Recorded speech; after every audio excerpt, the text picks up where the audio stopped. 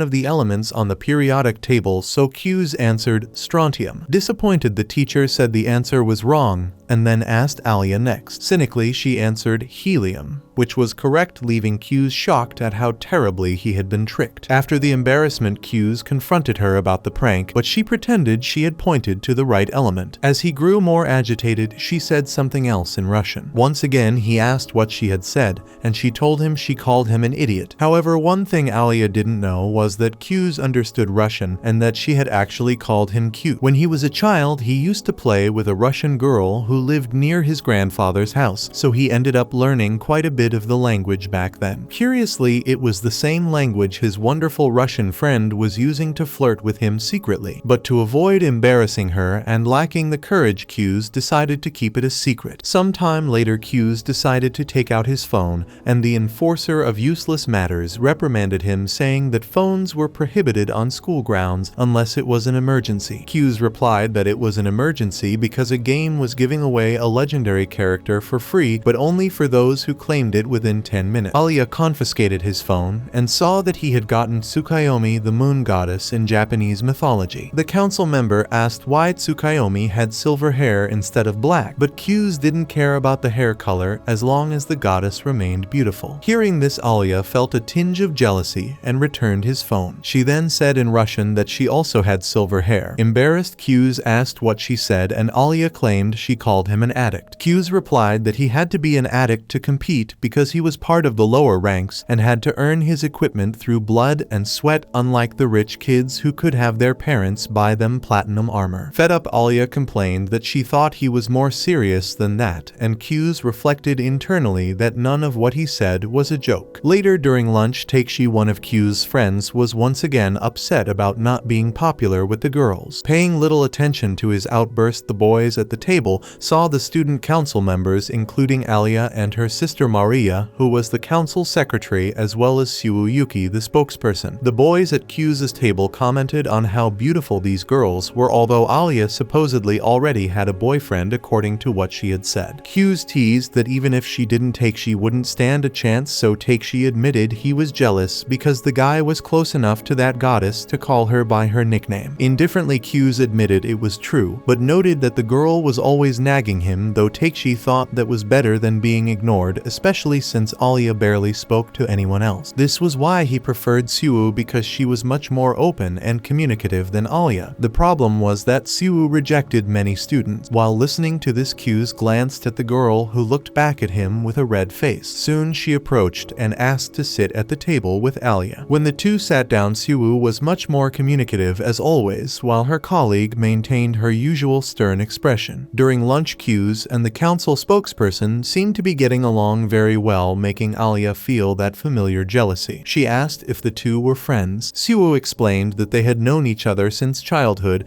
and had studied together from preschool until now. Then the other two boys finished eating and went to return their trays, so Suwoo moved closer to Q's and asked if he had considered her offer to join the student council. However, as he said so many times before, the guy has no interest in this, so the girl insists he would be a great fit with her and Alya, especially since he has experience as vice president. Alya is surprised by this information, so Suwoo explains that Q's was her vice when they were in elementary school. Q's is quick to remind everyone that he only ran because the girl pestered him a lot as she needed a vice. With that said, Suwoo argues to her colleague that this guy knows how to get things done, and she responds in Russian that she knows this very well while finishing her can of Oshiruko. On the way out of school, Suwoo says goodbye to the two, and Alya takes the opportunity to express her surprise at seeing Q's talking like that with the girl, as she thought he had no friends. Q's then points his finger at Alya, implying that she is his friend. Questioning if they indeed are, Alya concludes they are after thinking for a bit, then leaves abruptly, saying she has matters to attend to in the student council room, leaving Q's there. Next, we see a childhood memory of Q's where he played with the Russian girl who lived near his grandfather. Speaking in Russian, they admired the sunset together,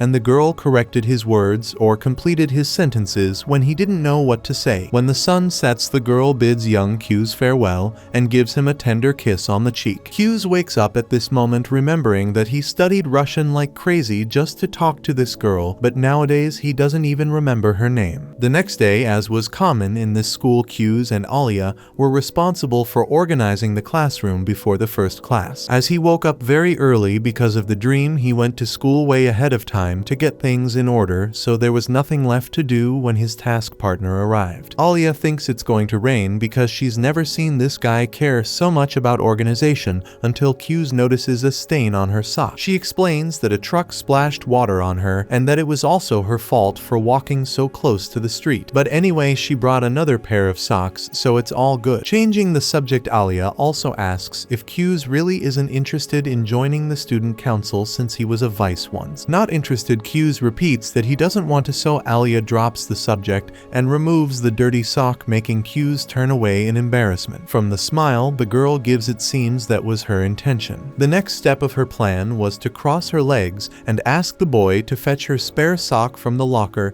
as she had already removed the dirty one and now couldn't step on the floor. With little patience, he agrees and fetches the sock, and the girl asks him to put it on her. This time he couldn't help but question what was going on, so she explains that it's a reward for getting the sock, and then she says in Russian that it's also a reward for herself. After yet another sudden confession from the girl in another language, Q's begins to wonder about her intentions with this kind of thing. Maybe she's tired of acting perfect for the whole school and uses him as a release valve. Anyway, as the girl pretended to call him a coward in Russian, he holds her foot and starts putting the sock on. Even after all her bravado, Alya backs down and says she's not ready for this, but Q's goes through with it for being called a coward. The problem is in the middle of it, he accidentally touches a place he shouldn't, so Alya kicks him in the face, leaving the warrior defeated and left to die alone at the back of the classroom. Hours later, the boy rises from the ashes to apologize, and Alya calls him leg pervert in Russian. However, she also apologizes for kicking him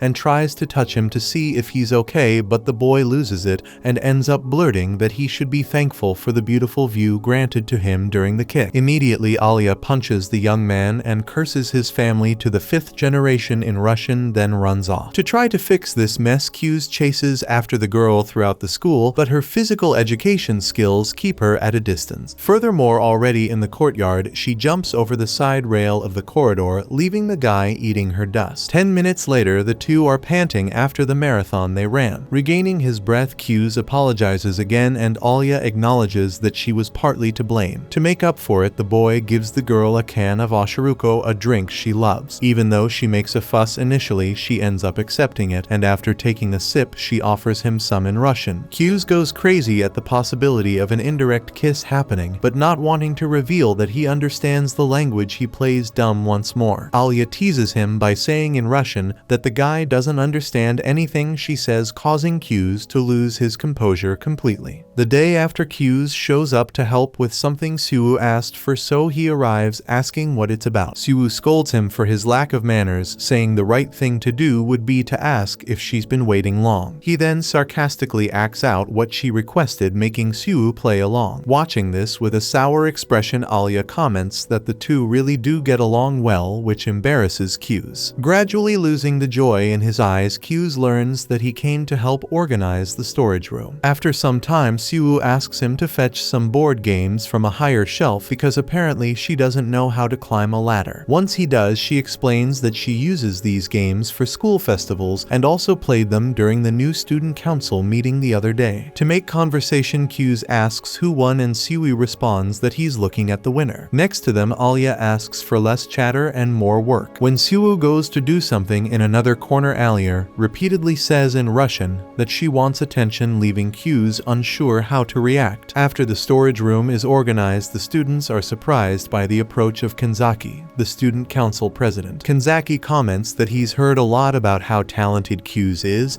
and the boy thanks him for the praise. At the same time, Q's observes that this guy really has a certain style, which must be why he's the school's superstar president. Whatever the case, he has nothing to do with it, so he bids farewell. But before he leaves, Kanzaki offers to pay for his dinner as a thank you for cleaning the storage room. room. Kyu's politely declines, but Suwoo insists because Kyu's won't have a ready dinner when he gets home. Kanzaki asks how she knows this about his life, and she reveals that they've been friends since childhood. Therefore, the president also invites the two girls. Later, after placing their orders, the four of them start a conversation. Suwoo highlights how amazing Kyu's is for handling physical work and paperwork like they're nothing, in addition to being a great master of ceremonies and negotiator. Kanzaki knows she doesn't usually speak so highly of others, so this guy must really have potential. With this in mind, the president invites Kyu's to join the student council, but for the 1000th time, the boy refuses, saying what he did in middle school was enough. Now he's tired of that kind of thing. Kanzaki agrees that the council involves a lot of work, but the reward is worth it. Being honest, he emphasizes that Kyu's participation in the council will have a huge impact on his job recommendations. Kyu's replies that he's not very ambitious, but Suwoo insists they should run together again. Kyu's argues that the girl will win the presidency with or without him, but she insists on having him by her side on this journey. Once again, he declines the invitation, this time with less patience. Kanzaki says that perhaps Suwoo isn't the best candidate considering that Alya is also running. When the Russian girl confirms this, Suwoo narrows her eyes in a challenging manner. Soon everyone's food arrives. After the meal, they all say their goodbyes, and Kanzaki says he will go with Suwoo in one direction and asks Kyu's to walk Alya home. The Russian girl refuses the company,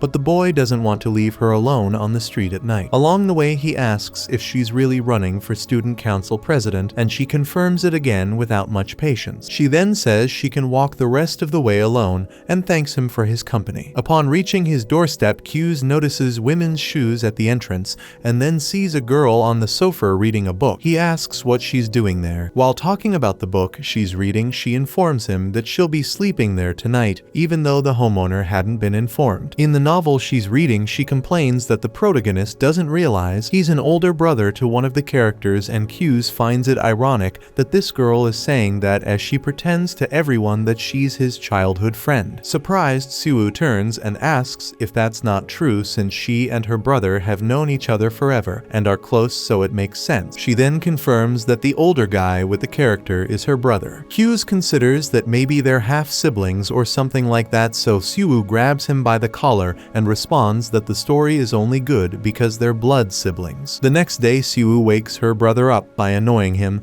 so he threatens to report her for domestic violence. With no other options, the girl promises to hide under his bed to pull his feet. Fed up, Kyu's tells his sister to get down, and she asks if it's because he'll end up with a tent pitched if she doesn't leave. Later, they watch a movie together called Space Girl Chiai, and Suwoo gets emotional seeing exclusive relationship scenes that never appeared on TV. Because of this, she wants to watch the movie again right then, but Kyu's brings her back to reality, reminding her they need to do some shopping. In a clothing store, Suwoo would love to buy a summer dress, but prefers to declare bankruptcy buying anime items. Kyu's finds it absurd that the fabric costs 15,000 yen, and the girl explains that women's fashion charges by the centimeter of fabric. Changing the subject, her brother comments that maybe a silver thing is spying on them, while Alya watches their interaction with a hateful expression. Suwoo says she noticed it long before, ever since they arrived on that floor, because she has a sixth sense for detecting the gazes of people she knows. Kyu's asks if she isn't ashamed to say something so ridiculous with such confidence, and she admits that she is, but without breaking character. Kyu's then wonders how he can resolve this until he looks back and sees his sister heading directly toward Alya. With no place to hide, the Russian girl pretends she stumbled upon them by chance at the mall, and they both pretend to believe her. She explains that she came to buy some clothes, so Suwoo invites her to join them for lunch. Kyu's is worried about taking her to that restaurant, and his sister remarks that he was eager for this to happen, surprising Alya. The Russian girl asks what's wrong with the restaurant, so Suwoo asks if she likes spicy food because that's the house specialty. Kyu's is more honest with his friend and warns her that the food there burns hotter than hell in summer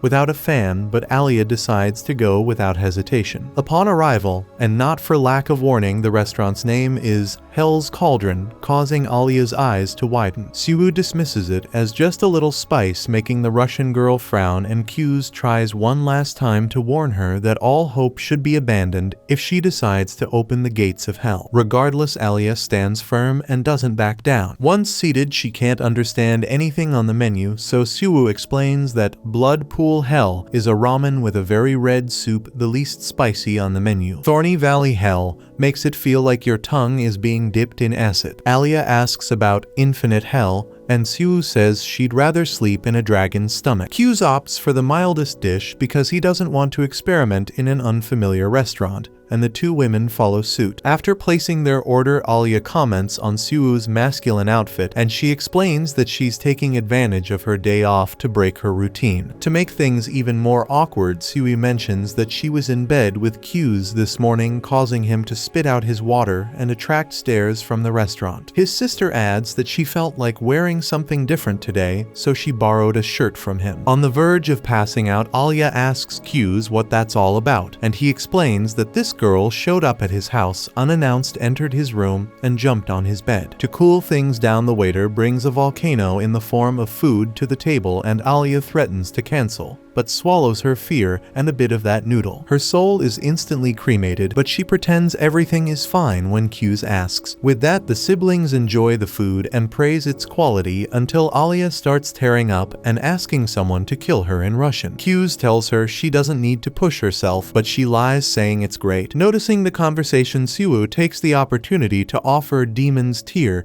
to spice up her dish further. Q's sees the malicious glint in his sister's eyes and realizes she's doing it on purpose, so he asks Alya not to add that spice, but she thinks a single drop won't make a difference. As soon as she tries the food with the extra heat, she wakes up in a park, not knowing how she got there. Q's informs her that Suwoo went to buy something and offers her an ice cream to soothe her. In the midst of this, he asks why she wants to be president, and she responds that she doesn't need a reason to aim for something big. She just wants it even though she doesn't have a running mate. Q's explains that she can only run with a vice president, so Alya decides to find someone to be her vice just on paper. In Russian, she confides that she wishes Q's would stand by her in this process, which touches him. This statement makes him recall an old moment when a girl was crying and apologizing to her parents behind a stage curtain. Distracted, the boy is invited to accompany Alya to a clothing store, but he thinks it requires more intimacy to advise a woman on what to wear. Internally, he reflects that Alya doesn't quite understand how friendships work, and understanding her perspective, he agrees to accompany her, making it clear that they are friends. At the store, Alya wonders why Q's suddenly started being nice to her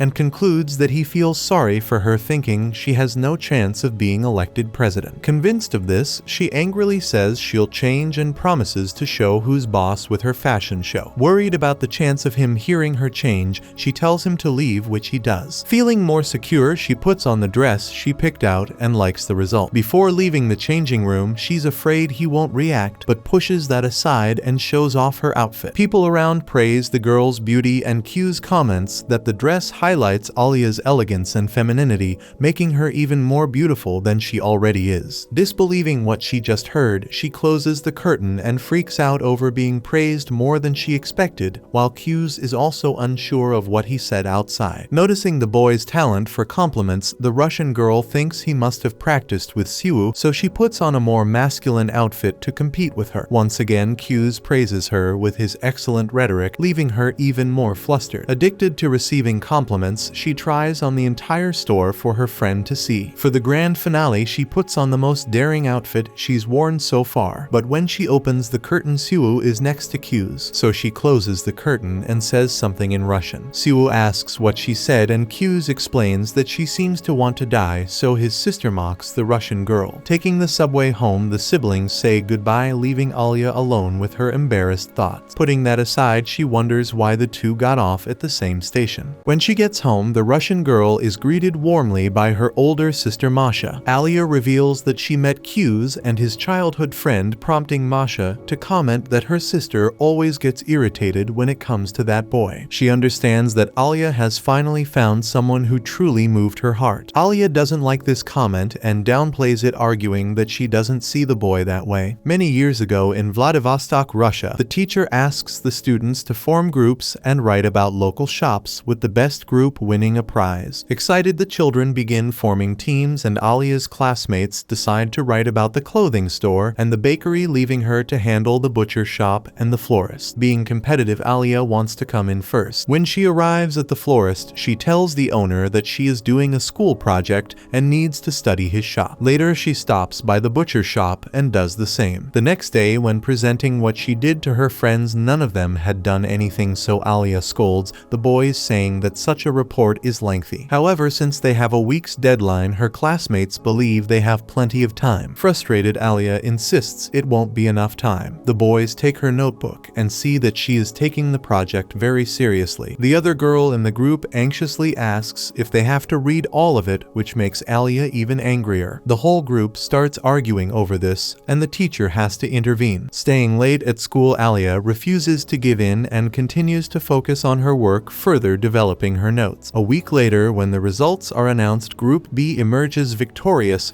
leaving Alya devastated despite all her effort. Returning home that day, she reflects that she would have won if only her group members had been as serious as she was. At the same time, she concludes that she shouldn't expect much from others, since she feels no one is as motivated as she is. With teary eyes, she decides that if that's the case, she'll do everything on her own. Years later in Japan, her new classmates ask if she passed that super difficult transfer exam, and she proudly says yes. The students ask how she speaks Japanese so well, and she explains that she lived in the country 5 years ago. When the bell rings and class begins, Alya looks over and sees a boy who slept through all the noise, so she wakes him to let him know the bell rang. Lazily, Q's asks if she is the girl who gave the speech at the opening ceremony, so she formally introduces herself enthusiastically. Q's also says his name, but without much grace. Stretching, he's happy to see that Hikaru is in the same class as him, and even happier to find that Takeshi is there too. In science class, Q's forgets his notebook at home and shares with a friend. During physical education, he runs as if he's carrying lead weights in his underwear. In math class, the only counting he does is of sheep while he dreams. Seeing all this, Alya realizes that even the most prestigious schools have their share of lazy students. Later, with 14 days until the school festival, it was decided that the theme would be Haunted House. Hikaru and Takeshi rack their brains trying to figure out how to get costumes for the ghosts, while Alya sews some in her corner. After the last bell rings, some classmates tell her it's time to go home, but the Russian girl wants to stay late, dedicating herself to the task. After they leave, Alya overhears the girls commenting that it's just a festival and shouldn't be taken so seriously. This makes her feel like the present is repeating the past from the days when she would get indignant in the cloudy streets of Russia. Lost in her memories, she pricks her finger and watches the blood ooze out. Nevertheless, she doesn't intend to give up, even if it means being alone. Suddenly, Q's arrives in the room looking for her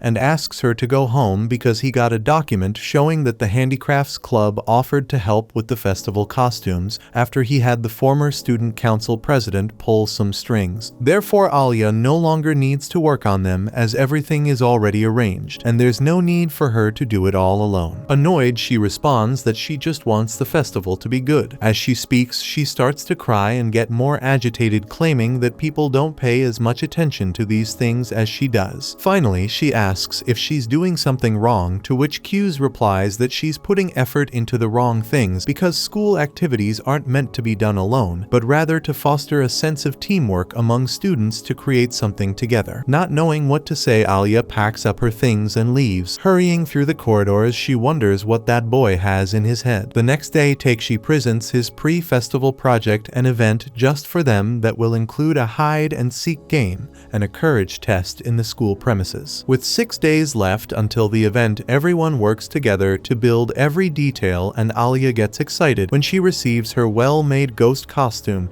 even starting to socialize with her classmates more casually. Soon, the big day of the Serai Autumn Festival arrives, and all the participants take their positions to give their best after so much effort in setting everything up. After the event, their class wins the prize for the best attraction at the festival, and at night, the students gather for the post-festival folk dance. Alya sees Q's and asks to sit next to him, so he assumes she doesn't know how to dance since she decided to sit there instead of participating, considering assuming any boy would love to dance with her. With a serious expression, she mentions that she practiced ballet as a child, so this easy dance wouldn't be a problem for her. However, she refused to dance with all the guys because she didn't want to bother. Q's comments that it must be tough to reject so many people, but she notes that she's used to it. That's when the boy understands why they call Alya the Ice Princess. The girl is bothered by the nickname, but only the princess part, as it makes her seem like one of those snobby privileged kids. Of course, she was born with above average looks and talent according to herself, but she couldn't survive on just that. Looking at the bandages on her fingers, she confesses that it irritates her when her effort is ignored, and people only value other things. Given this, Q's proposes asking everyone not to call her that anymore,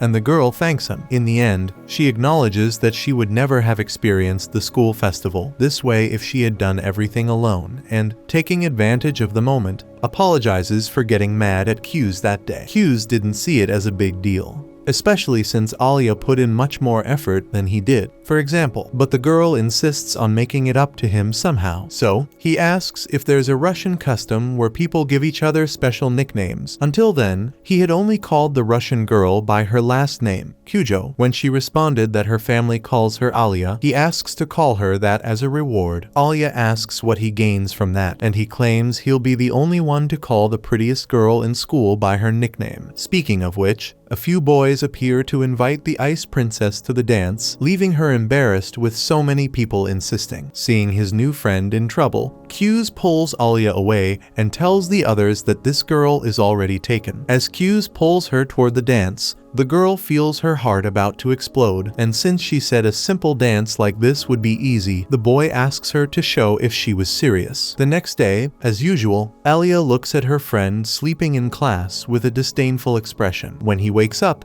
she tells him he's a waste of space. In Russian, she says that just because he was nice to her last night doesn't mean things will change. After Alya tells the whole story, Masha is happy with a love story between the two, which irritates the older sister because one thing has nothing to do with the other. To the older sister, it's clearly a love story like in the movies, where a friendship grows into a romance. Looking at the pendant she got from Sa, her boyfriend, Masha claims it was the same for her, especially when the boy saved her from a dog attack. Nervous, Alya tells the girl to brag about her love life elsewhere. The next day, in the student council room, Q's is greeted by the council president, Kanzaki, as he was called to help Yuki. At that moment, a girl introduces herself as Alisa Kujo, Alya's older sister and student council secretary. However, she prefers to be called Masha because a friend of her sister is also a friend of hers. Saying this, she holds the boy's hand and says it's a pleasure to meet him. In that gesture, she feels something different in her heart and asks Q's given name. He responds that it's Masachika, which means together with diplomacy. The girl snaps out of it and apologizes for her behavior, then invites the boy to join her, but in Russian. Although he understood, he keeps pretending not to. So Masha repeats the request in Japanese. Later, in a gift shop, Masha falls in love with a plush cat that looks like Alya. According to her, Q's looks disgusted, but the girl believes it's a great idea to buy plushies that resemble each student council member. Q's agrees that the girls will love it, but wonders how the president would look among those toys. Ignoring his opinion, Masha begins her search for a plushie that looks like Kanzaki. Q's tries to stop her, but gives in when she shows him a lion with glasses that looks exactly like the president. Despite this, he insists it's not a good idea to buy those things. So Masha gives up, but decides to take the first kitten she saw anyway. Worried, Q's asks her not to put that toy on the same receipt or her sister, the treasurer, will get annoyed. Leaving the store, the boy notices Alya's sister's oddity and wonders if she's always like that. If so, it explains why Alya also seems a bit off. Sometime later, Masha arrives at the tea shop and gives her sister in plush form to the boy, who doesn't know how to react. According to her, the two look great together, so much so that she decides to take a picture of this unique moment. But Q's stops her by placing a bag in front of the camera. Inside the tea shop, Masha asks Q's opinion on a product, but he warns he knows nothing about it. Internally, he reflects that his sister, Yuki, could help a lot with this since their mother taught her a lot about it. Remembering their childhood, when their parents separated, Q's decided to live with his father, but Yuki, who was ill, stayed with their mother. Seeing the boy was distressed, Masha gives him a caring hug, making Q's feel something different inside, until the tea she was holding burns the boy's back. In shock, Masha drops the cup while the Alya plushie seems to observe the scene. Later, upon arriving at the student council room, Masha shows the new mascot to the president. Kanzaki admits that the creature is cute but hopes the girl doesn't plan to keep it there. Q's places the supplies they bought on the table, and Kanzaki thanks him as he couldn't imagine what it would be like if the older Kujo had gone shopping alone. Inside, Q's knows well that the council would turn into a theme park created by a 6-year-old. Speaking of which, the president pats Q's on the shoulder and asks if he's changed his mind about joining the council, but he remains firm in his decision, although he doesn't mind lending a hand occasionally. Masha suggests he join in name only, and Q's understands the girl wants him to join, but he doesn't get why the president is so determined to convince him. Kanzaki turns the question around, wanting to know why Q's is so determined not to participate. In fact, Kanzaki believes there's a reason behind this beyond the workload involved. Q's explains that he doesn't feel worthy of being a student council representative, but the president disagrees, reminding him that he was an excellent vice president in middle school. Still, it was precisely this experience that proved to Q's that he isn't suited for such a position, as he felt he had no relevant goal to achieve in that role. In response, Kanzaki confesses that he became president just to win the heart of the girl he liked, a much more trivial reason than any other. Remembering this, the young man can't help but burst into laughter, while Q's asks if he's serious. To prove his point, Kanzaki shows a photo of a beaten and unconfident boy, which Q's thinks is the younger brother of the young man. However, it was Kanzaki himself in the last year of middle school just 2 years ago. His grades were bad, and he hated sports, even more so school in general, until one day he fell in love with one of the prettiest girls in the class, who is now his current girlfriend, Sarashina Chisaki, the vice president. That's why he doesn't believe Q's needs a proper reason, especially since Masha only joined because Chisaki asked her to. Masha believes it doesn't matter why you join the council, but what you do during your time there. It doesn't matter if it was for love or friendship, as long as you care about making things better for other students. Otherwise, only saints could hold positions of power. That said, Kanzaki reminds Q's that he has already shown results as vice president once in his life, and that alone is proof that he has nothing to be ashamed of. This comment brings Q's back to the memory of the election he participated in when he was younger. His sister asked him to stay by her side no matter what, but he thought it would be too much trouble. Anyway, Kanzaki states that Q's could join the council to elect someone else as president, as this is perfectly acceptable and everyone will welcome him with open arms. Faced with this, Q's says he'll think about it, and Kanzaki notes that having time to think is the great privilege of youth. Masha reminds them that the president is not an old man, even though he seems older than he really is, and Kanzaki admits he's heard that many times. Recently, he was mistaken for a graduate student. Reflecting briefly on the proposal, Q's asks where Alya is, and Kanzaki explains that she's mediating a discussion between the baseball and soccer teams,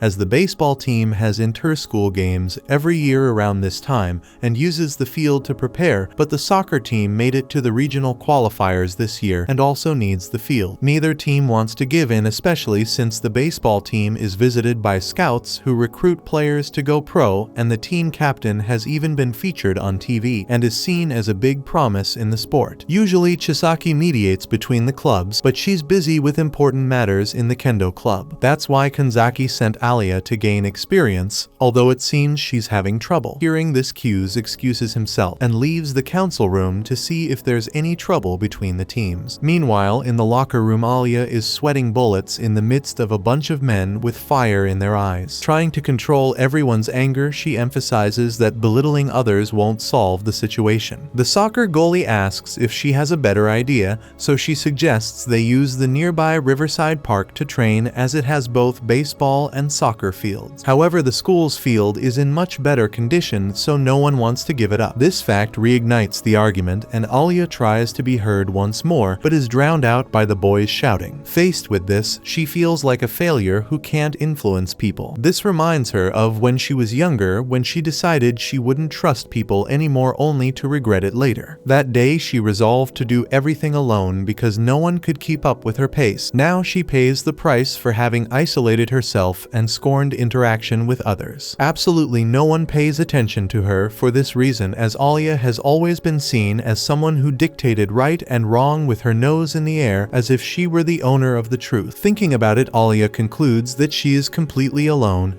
and this feeling brings tears to her eyes, especially since she is sure it's her own fault. In Russian, she quietly asks for help as if someone could somehow hear her. Suddenly, Q's awkwardly enters the locker room and apologizes for interrupting, then announces that he is responsible for general matters of the student council and has been sent as reinforcement for the mediation. Moments earlier, Q's had been listening to the argument and how Alya was trying to calm everyone down, and he realized that her approach wouldn't work because both sides were too heated, so it would be good for the council to buy some time to start over. Despite this, Q's believes it's a good experience for the girl and turns to leave until he hears her asking for help in Russian. Before entering the locker room, he thinks that this is why Alya is always alone, because she only says important things in a language no one understands. When the boy gets into trouble, one of the baseball players recognizes him as the one who was vice president during elementary school. Q's arrives with a bang and emphasizes that the big question is who gets the school field and who goes to the river. He suggests that the baseball team take the river as they have fewer players to move. In exchange, the soccer team, which has more people, will send some to help with the process. Still, the soccer players don't want to cooperate, and the baseball team won't budge either. So the soccer assistants offer to help with the relocation, calming everyone's nerves. With the terms agreed upon between both parties, the matter is officially resolved. Therefore, Q's asks the captain from each side to attend the student council with their formal requests. Later, when returning to the council, Q's apologizes to Alya for thinking he might have run over her in the middle of the discussion. She didn't see anything wrong, but wanted to know why the boy made that proposal, because it seemed like he knew the assistant would offer help. Moreover, Q's was staring at the assistant the whole time during the discussion. He explains that the girl is dating the captain of the baseball team, and as the team leader he had to stick to his convictions even if he wanted to help his girlfriend. What Q's did was give the girl a little nudge by looking directly at her and instigating a decision from her, considering that as the baseball captain's girlfriend she wouldn't feel out of place helping. On their way, Kanzaki approaches the two and asks if the case was settled. Upon confirmation, the president thanks the youngest Kujo for her help, making Q's imagine that it was all planned to make him intervene in the mediation on purpose. Having no reason to lie, Kanzaki admits that was the plan and asks if Q's has made up his mind. Finally, the boy changes his mind and makes himself available. Happy, Kanzaki calls the new member to the council room. At night on the way home, Q's confesses that he doesn't like the feeling of being tricked, but believes it's time to accept his fate because all his actions pushed him toward the student council. Speaking of which, since it was late, Kanzaki left the form for the boy to fill out and deliver tomorrow. Alya asks if Q's will join the presidential election with Siwoo, because even if it's true, she won't give up on becoming president, even if it means facing both of them. Remembering how the Russian girl is, Q's knows well that she won't give up because she sees Alya as an unwavering force. Given this, he states that he will make her president because he doesn't want Alya to be alone anymore. Therefore, from now on they are on the same side. Saying this, he extends his hand and Alya wipes her tears and reciprocates the gesture. Then she surprises Q's with a phrase in Russian that makes his heart race. When he was a child playing with his Russian friend, he felt the same thing,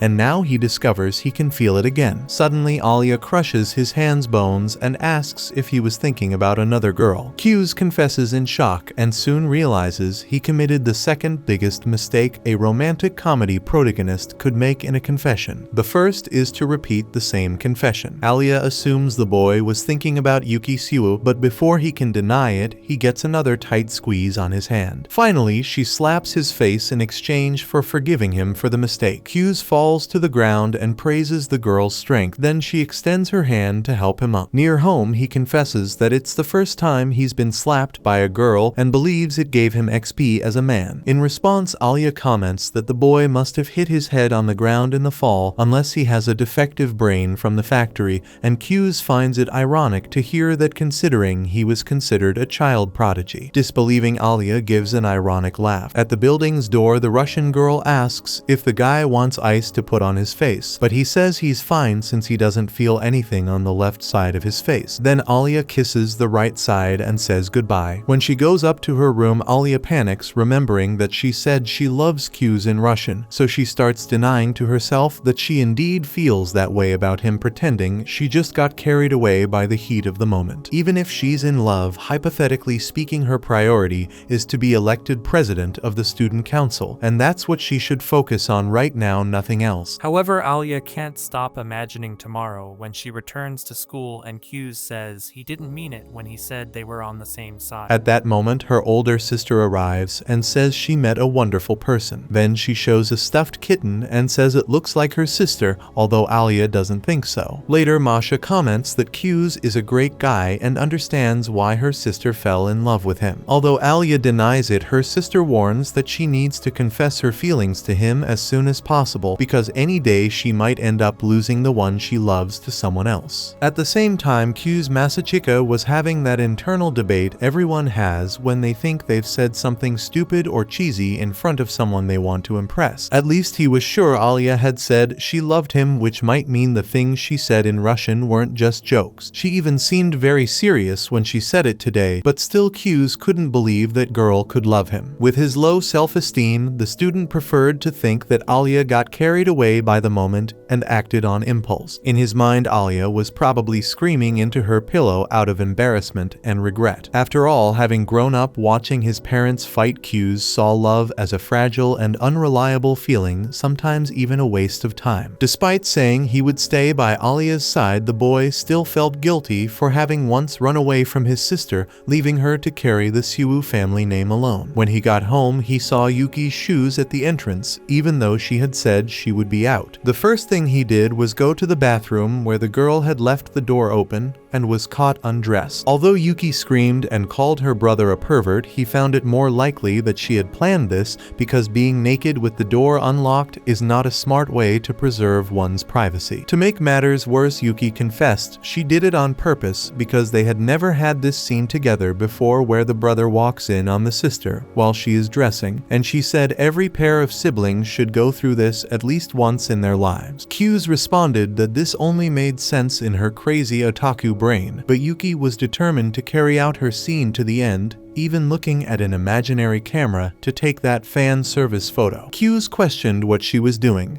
and she said she was looking at a camera that only idiots couldn't see, so he grumbled again. Ignoring him, Yuki said this was her reward for fooling her brother earlier, but Q's warned he didn't want to be rewarded by seeing her as she came into the world. Yuki insisted that her brother had taken a secret peek, so Q's taught that looking at everything at once wasn't fun, but that the true master should sneak a glance. After the initial shock of hearing such an atrocity, Yuki regained her composure and agreed that was the trick, but she made sure to know if he had taken a look. Cornered, Q's admitted he had observed the heart region starting the second round of their fight. Later in Q's room, Yuki asked if her brother had finally decided to join the council, and he admitted he had, but that he would support Alya for president. This statement distressed Yuki, making her feel she was losing her brother to the Russian girl, and she couldn't understand why she couldn't keep her brother entertained with her own assets, or maybe the Russian girl had some special charm she didn't know about. Tired, Q's asked his sister to be a bit less graphic in her description, but she wouldn't stop teasing him. First, she questioned if he wanted to be the first to honk his sister's horn, but remembered that had already happened in elementary school. Remembering this, Yuki lost all humor and assumed a tense expression, recalling a day they collided during a game of tag and Q's accidentally touched something he shouldn't have. Q's marveled that he hadn't knocked the wind out of his sister in the collision, considering she had asthma,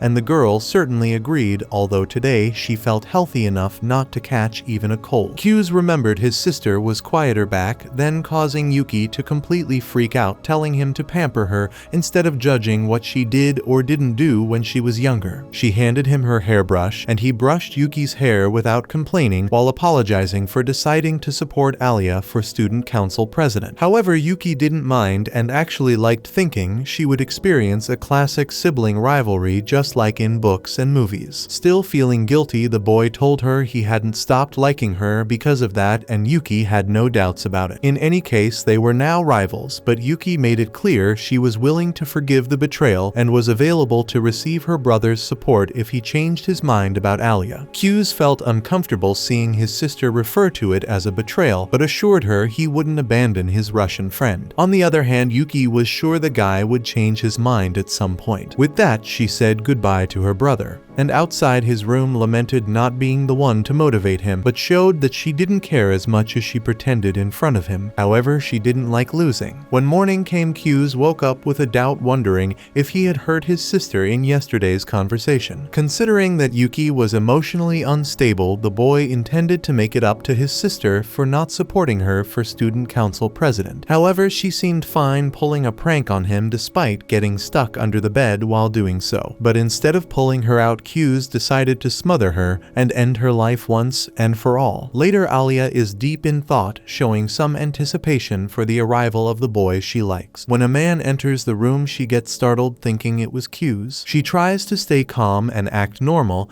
and even gets another scare when the guy actually arrives, but quickly pretends to be unbothered to hide her feelings. Despite her efforts, it's becoming increasingly difficult to ignore the glow she sees around him. When Q sits at the table and chats with his friends, displaying a very different mood than usual, the Russian girl wonders why he didn't arrive, yawning like always. Somehow she feels he's adjusting his behavior to be around her, just as he said he would yesterday. In the meantime, as she was idle in the middle of a volleyball game, a teammate calls Alya's attention to the ball coming her way. Alya jumps up to spike it, scoring the winning point. Later in the boys' game, Q's isn't so lucky, getting hit in the back of the head by a ball during his team's serve. Nursing a bump on his head, the poor guy tries to recover while his stomach growls with hunger. Alya approaches to check on him, and he assures her it's nothing serious. For some reason, Alya places her hand on her own forehead and then on Q's, giving him a prime view of the mountainous regions of the landscape. In that moment, he recalls his sister's strange talk about this and swallows hard with bitterness. Then Alya ties her hair up, revealing the edge of her armpit, driving the student even crazier. Just as he told his sister, the true master peaks only briefly. Alya asks why he's acting this way, and he pretends it's nothing. Soon she stands up and suggests he drinks some water, which he does, accompanied by Alya. Just like the Russian girl, the Japanese boy is finding it hard to stop staring at his friend, trying his best to hide his real feelings by almost diving into the water. Amidst all this, Masha arrives to chat with a guy who's now staring at the clouds. On the outside, he talks about the blue sky and everything around it, but inside, all he can think about is how much he's come to like gym uniforms after today. Masha asks if he has a towel to dry off from the water fountain, but the guy is old school and prefers to let the sun do the job. Without wanting to know, Masha pulls Q's head down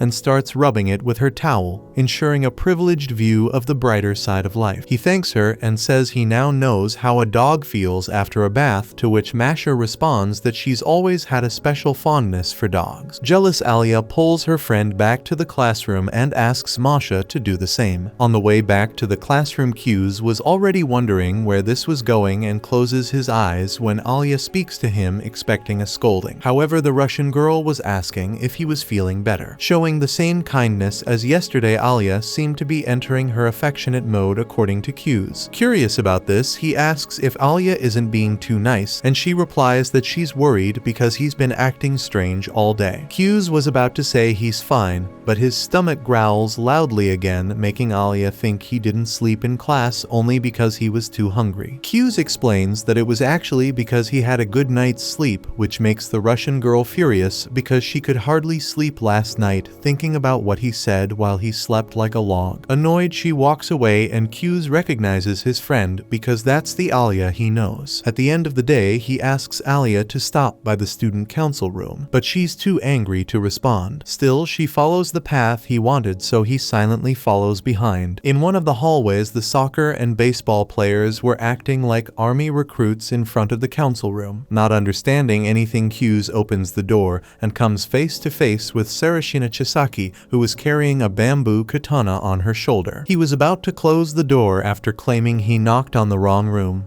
but the girl stops him. She then returns to her normal behavior and explains that she was just angry because she thought it was the soccer and baseball guys coming back. Sarashina is furious because she sent a junior student to mediate the conflict between the teams, but from what she heard, they all ignored her and kept fighting like a bunch of fools. For this reason, the senior student literally used the bamboo on some of them. Q's thinks it's excessive to carry a sword, but the girl is sure that a bamboo strike won't kill anyone. As soon as she says this, she starts laughing and Q's forces a laugh to not make the situation worse, but he knows Sarashina well and that some boys even call her Big Sis because of this behavior. Kanzaki intervenes to ease the tension, explaining that his girlfriend didn't hurt anyone, but just threatened them if they didn't agree to behave civilly. Irritated by being exposed, Sarashina slaps the boy who thought his shoulder would get dislocated. At this moment, Masha arrives at the meeting and asks the couple not to fool around in the council room. Embarrassed, Sarashina apologizes to her boyfriend, but he responds that it was good to take those slaps because they relieved some of the pain he was feeling. Still feeling guilty, the girl claims she can't control her strength, so Kanzaki promises to prepare to become a punching bag if that's what it takes to be by his beloved's side. With that said, Sarashina pulls the man closer to her, making Q's wonder how on earth this turned into a romantic scene. Alya joins in the fun, and they both laugh at what's happening. Then Masha comes closer and comments that the two really get along, making Alya blush. Now it's Yuki's turn to arrive late. With that, the student council meeting finally begins. First of all, the president asks the newest member to introduce himself, so he says his name and mentions that he will be running for the presidential election alongside Alisa Kujo. Beyond his name, he claims to be a big consumer of otaku media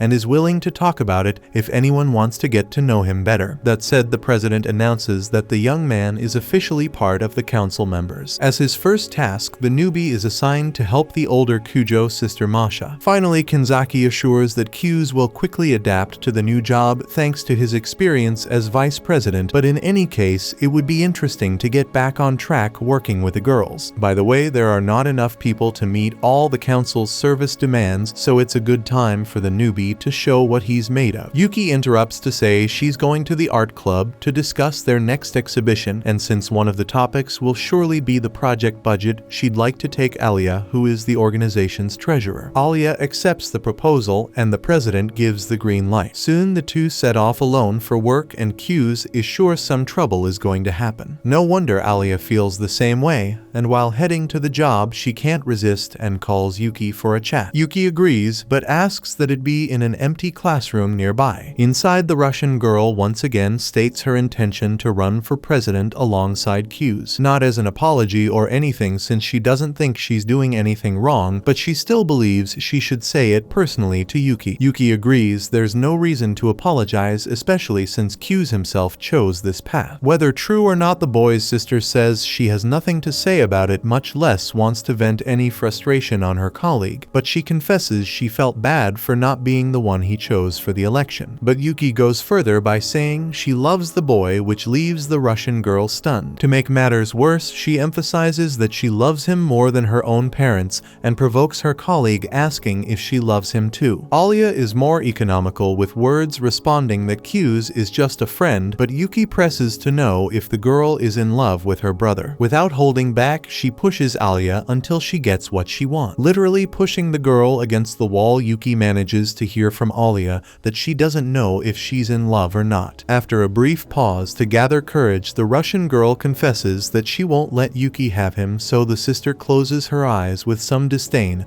and is happy to have gotten that response today. With that said, she calls her council colleague to accompany her to the art club, and taking advantage of being alone since she heard Q's and Masha calling the Russian girl by her nickname, Yuki decides to do the same, and in return she also asks to be called by her first name. With that, whether they liked it or not, Yuki, Suo, and Alisa Kujo had a deal. Meanwhile, Masha and Q's work together. and the boy notices that the girl knows exactly what she's doing when it comes to showing results. On the other hand, the president's girlfriend is an absolute disaster, clumsy to the extreme. Kanzaki sees that things are not looking good and tells Chisaki that there's a big restocking going on in the library and they need help to finish it, so he sends her there. Eager to show her worth, she rushes towards her destination while Kanzaki shows his impatience with his beloved's blunders. Once she's gone, he feels obliged to explain why his girlfriend is like that. According to him, Chisaki has always been this clumsy, but even so, she is a force to be reckoned with in club and committee discussions, according to the president. To avoid embarrassment, Q's comments that the council member has her strengths and weaknesses certainly. With the president's departure, Masha suggests they take a break for tea, and the girl had everything needed to make a great drink like milk, sugar,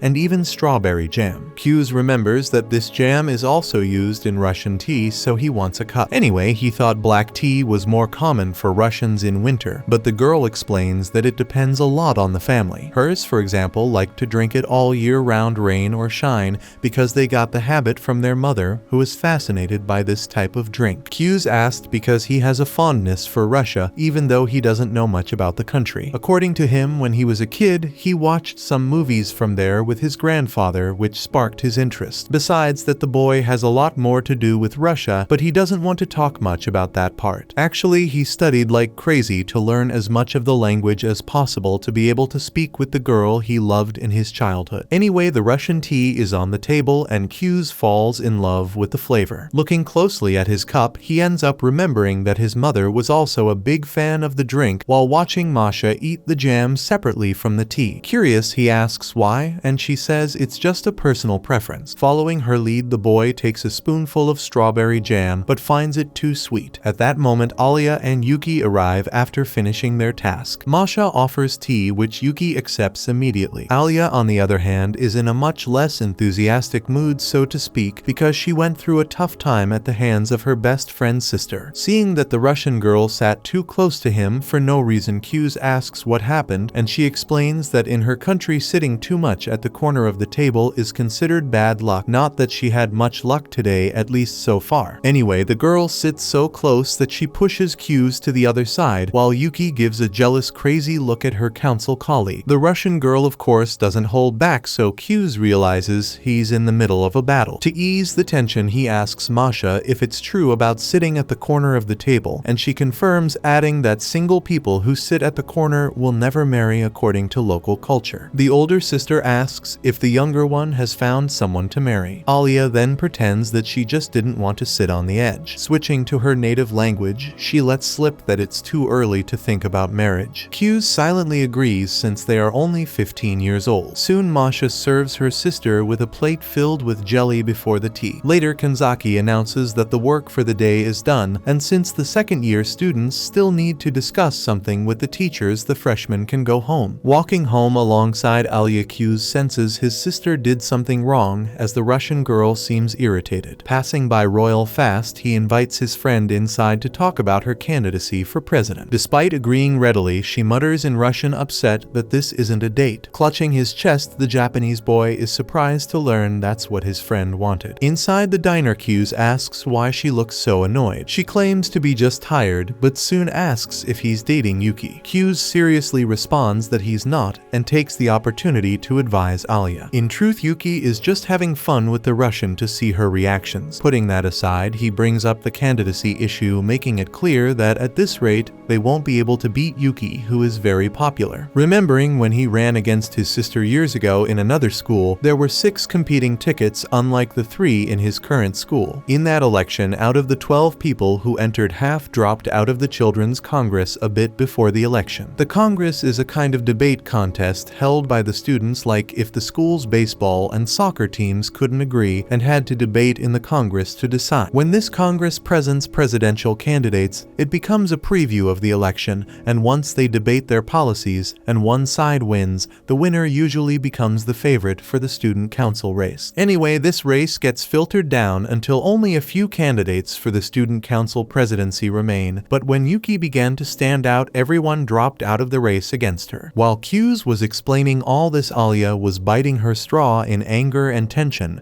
and only realized it much later. Since she seemed more focused focused on her homeland than this conversation. He asked if she was listening, and Alya pretended she was just fascinated by the ice cream and got distracted. In reality, she was furious about how her friend was acting, giving so much credit to the brash Yuki and practically declaring her the president in advance. Not wanting to look bad, Alya insisted on the ice cream business and offered some to her council colleague. He preferred to get a new spoon, but Alya didn't want to bother another waiter with such a trifle. Practically shoving the spoon into the boy's mouth, she insisted that this was very common in Russia. As soon as Q's tasted the sweet from the spoon that had been in Alya's mouth, he knew this was a classic case of an indirect kiss. Everyone around looked on with expressions of shock and excitement at this unique scene until Q saw Taniyama passing by but said nothing about it. Returning to the election topic, he mentioned that to defeat Yuki, they would need a campaign that attracted students to his side, using Kanzaki's candidacy as an example. Kanzaki had been elected despite running against a former president from an elementary school. His strategy was that the journalism club published articles mocking and belittling him, thinking he was still the chubby bullied kid from school. However, people saw his significant transformation along with his grades. Seeing this as a case of overcoming adversity, people began to support him for the presidency. So Alya having such a story would be beneficial. With that said, the two turned to the table and started wondering what to do with the spoon that had the indirect kiss, until Q's confessed that the situation made him a bit nervous. Alya teased her friend, thinking he was better with girls. He asked if this was really common in Russia, and she replied in her native language that she would only do this with him. Q's was starting to anticipate such responses, so he didn't freak out this time. Returning to the presidency topic, he said they needed to build a great opening speech for the student body to start laying out the strategy they had discussed. Although Alya wasn't sure exactly what to say, Q's advised that the key was to be spontaneous and not hide anything from the people, as this creates real identification. After all, he found the Russian girl captivating just the way she was. With that, she replied in Russian that she wanted more compliments and would love to know in detail what he meant by that. Setting that aside, a spicy dish Q's ordered was served at the table. When he offered some, the girl was terrified of embarrassing herself in front of the boy she liked, but wanted to be the good sport and accepted a spoonful. While the angel and devil in the boy's mind debated whether to do it or not, Q's apologized for what he was about to do and ended up giving her some, also tense. In the small bowl he separated, there was simply an entire chili pepper, which Alya put entirely in her mouth and chewed. Naturally, the reaction wasn't great, to the point of calling her friend an idiot in Russian. On the way home, the poor girl was still all spicy but pretended to be okay. But what burned inside her most was the desire to beat Yuki in the election. Regarding this, she wanted to know who her rival would choose as vice president, but Q's thought it didn't matter much. However, as it would have to be someone who had been on the council, maybe she would choose Taniyama, which would be bad news since that girl went to the end in the elementary school election and won alongside Yuki at the time. Speaking of which, Q's remembered that Taniyama gave up becoming president that year. The next day, speaking of this, Yuki introduced Kimishima Ayano from class 1C to the council. Ayano stated that she would take care of general council matters alongside Q's Masachika, so Q's glared at his sister, knowing she was certainly planning something. The next day, the new member of the student council is chasing after the guy with her passive-aggressive demeanor, asking to talk to him in an eerily formal manner. After cornering him, she states that her master is extremely disappointed with the fact that Q's is supporting the younger Q's for the presidency, leaving Yuki-sama in the dust. Hearing this, Q's curses the old man who had said that if the boy left, the two of them would be nothing more than strangers, and that the young man would not be allowed to call himself Yuki's brother. Despite this, Kimishima Ayano says she wasn't sent by the master to say these things. She came to ask on her own accord because as Yuki's assistant, it is her job to evaluate any and all threats to her. Q's mocks the excessive loyalty of this figure and wants to know if the girl is an unpaid samurai, but Ayano ignores the provocation and emphasizes that she doesn't believe Q's is willing to cause Yuki any suffering. Q's responds that he isn't supporting Alya to oppose Yuki and that this is an unfortunate consequence. Either way, Ayano states that this makes them rivals, then asks if the boy sees his support for the Russian as a priority in this matter to the point of betraying Yuki and hurting her feelings. Without hesitation, Q's makes it clear that yes, he does, causing a slight reaction on Ayano's usually cold face. Showing his honor, Q's adds that he promised to do everything in his power to make Alisa Kujo the student council president. Ayano considers this is being done because the boy has special feelings for the girl, but he insists that no, he decided this simply because he wanted to. Thus, he asks the old man's servant to tell him not to bother Yuki with this, and if he has something to say to Q's to say it directly to his face. Ayano understands the rival's position, and lastly asks if she can trust that Q's love for Yuki remains the same, and he confirms that it has never changed. The girl thanks him for the conversation and leaves, and Q's realizes that his sister is really upset about this whole mess. Later in the classroom, Takeshi is showing off the new cover of Young Blah Blah this week with bikini-clad girls and wants to know from Q's who his favorite is. The boy claims he doesn't understand anything about idols, so his friend complains that the guy sounds like an old man talking and that it's just about choosing based on looks. So Q's points to one of the girls in the magazine, making Hikaru note that she looks like Masha, which the other friend agrees with. Q's gets thoughtful about this and grabs the magazine, arguing that that girl has a boyfriend. Hikaru then asks if it would be okay to go for her if she didn't, making Q's increasingly defensive. The situation worsens when Alya sneaks up behind Q's and calls him a pervert in Russian, also stating that bringing such a magazine is not the behavior of a council member. Q's defends himself by saying that Takeshi brought it, and the Russian girl reminds him that the procedure is to reprimand the perverted colleague, not look at the magazine with him. Changing the subject to ease the tension, Takeshi asks if Q's would date Yuki, and he replies that not in a million years because he prefers someone who is also his best friend. In Russian, Alya asks if that someone would be her unsettling the Japanese boy and making him remember his first crush. Actually, he would love to be with a girl with a beautiful smile, and his friends add qualities that Alya doesn't necessarily have, further embarrassing the Russian girl. To avoid driving the girl crazy, Q's tells his buddies to change the subject, so Takeshi stands on the table and announces that none of this would matter if it were a girl as hot as Alya. Q's goes nuts and tells the idiot to calm down, but it's too late. Alya approaches and sarcastically apologizes for being just a pretty face with no charm and promptly confiscates the magazine. Meanwhile, Ayano tells Yuki that Q's refused to abandon the Russian girl in the race for the presidency, also informing that if the master wants to say something it should be to his face. Yuki sees this stance as an open declaration of war, while Ayano confesses that the fantastic aggressiveness of that guy sent shockwaves through her. Yuki feels offended and asks if the girl is in love with him, and she replies that she idolizes Q's just like Yuki, but that there are no romantic feelings involved. Actually, she just wants to serve as a tool for the boy. Furious, Yuki observes that her assistant is more the submissive type, which Ayano doesn't understand. When the boss explains, the servant thanks her for the honor and informs that Q's Masachika still sees Yuki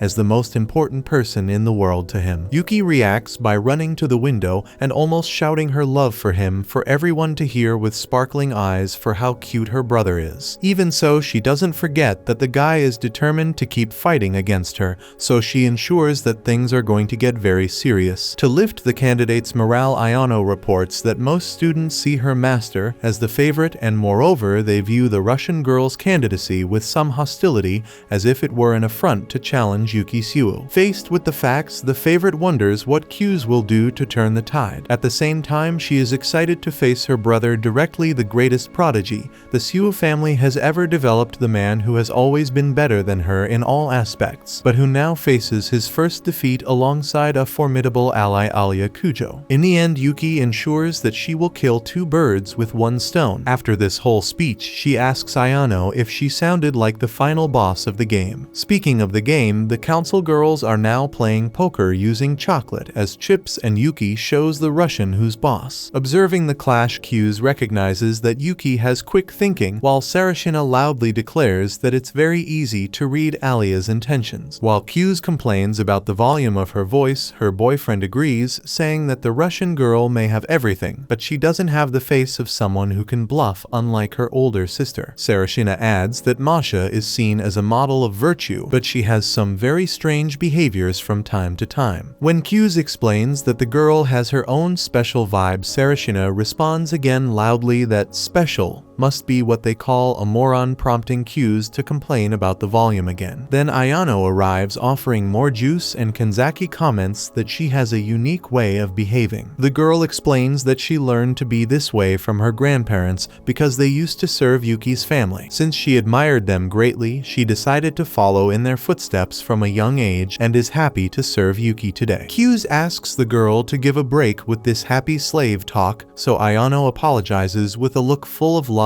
and respect for the boy instead of anger, which he notices immediately and doesn't understand why. Kanzaki asks why Ayano moves without making any noise, and she explains that her grandparents taught her that a servant should never stand out. When she was a child, at the first sound, she made the old folks had a piece of wood ready to use. Masha sits with the boys after Alya told her to shut up and leave, and Kanzaki is afraid of how heated things might get. Q's asks him to relax because Alya is enjoying the game, but the president can't tell if that twisted, sweaty face of the Russian girl signifies happiness in her homeland. When the juice runs out, Masha releases Ayano from having to buy more and offers to buy another bottle herself, but she calls Q's to accompany her since he is also an honoree at this welcome party alongside assistant Yuki. Speaking of Yuki, she asks for a cafe au lait while Alya wants ashiruko. Kanzaki asks for a cider and his girlfriend opts for soda. Ayano just wants water. Forgetting that he's going along, Masha asks for lemon tea. Impatient, Q's pulls the girls so they can get going. In the hallway, she thanks him for helping with her sister's candidacy because she never had anyone to lean on, and it's important that Q's plays this role. The boy wants to know if her older sister is shirking the responsibility of supporting the younger one, and Masha responds that she loves her sister more than anything for her determined nature. When they were younger, the older one took care of the little one as best she could without thinking she owned her or anything like that. After all, living with tense shoulders gets tiring, and the most important thing is to stay relaxed. Anyway, sibling relationships are complicated, and she doesn't want Alya to be isolated since their closeness creates a certain competition. Likewise, Q's understands this feeling well, but he just can't feel inferior to Yuki because she has no qualms about showing her love and admiration for him. Without expressing this feeling, he merely comments that Masha seems to be a caring older sister, which she agrees with, but asks that this conversation stays between them. Q's understands why Masha wants to keep this a secret, which he also does, although he doesn't have as good a reason as the girl. In reality, Q's plays the lazy role, so no one needs him for anything. Faced with this confession, Masha strokes the boy's hair and assures him that he's doing his best and everything will be fine. Embarrassed, Q's frowns, but inside he feels like melted butter, as he always does when he's near Masha. Later, after the gathering, Alya is in the hallway